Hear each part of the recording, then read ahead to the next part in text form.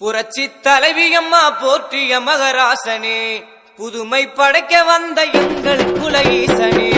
புரட்சி தலைவியம்மா போற்றிய மகராசனே, புதுமை படைக்க வந்த எங்கள் குல ஈசனே. காக்கும் கடவுளுதான் நீதானையா, கட்சி தலைமைக்கு நீ ஆசானையா. ஏழை சிரிப்பில் நீ மகிழ்ந்தாயா, ஏனி படியாக இருந்தாயா.